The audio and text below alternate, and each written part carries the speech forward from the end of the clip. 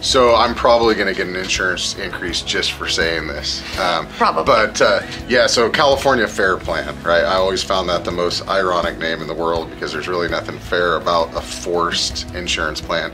But I know in our market all the time now we're running into situations where, you know, policies are getting canceled, just kind of, I don't want to say out of the blue, but you know, unexpectedly, or when you're writing new policies and people are trying to close escrow on a house, you know, lo and behold, the fair plan becomes a situation. A lot of people don't understand it. So if you could kind of, I guess at a higher level, just explain to us what that looks like, that marriage between the fair plan and the traditional insurance. Sure. Now, a lot of people assume that because it has the name California in it, it's government run, and it is not.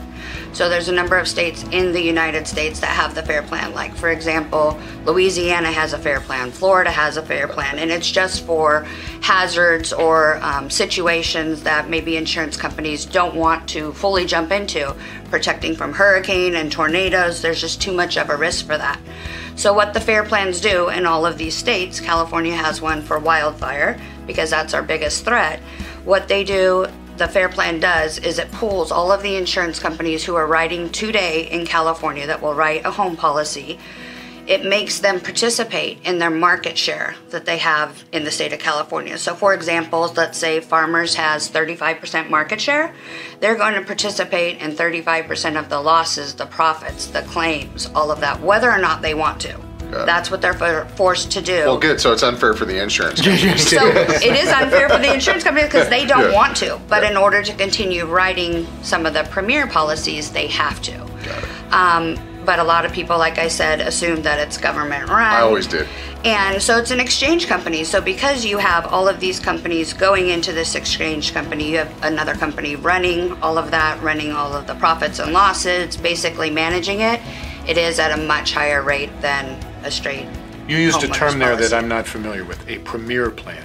What's a premier plan? So a premier plan is one where you can go to an insurance company and get an all-in-one, like what's called an HO3 policy or a homeowner's policy, where it covers fire, theft, vandalism, water losses, all of that in one policy, and you don't have to navigate to another policy in order to get all of that I see, coverage. and that's where the California Fair Plan plugs in, is the idea being that from the real estate side, if somebody is purchasing a property, they have to have fire insurance if they have a loan on the property. That's what the lenders require. Correct. And so a premier policy would be, hey, this includes everything, where the California Fair Plan essentially would be, hey, Farmers will write the flood, we'll just say, or the water damages or something like that. Correct. But Farmers is saying we won't write the fire. Correct. That you have to get through the California Fair Plan.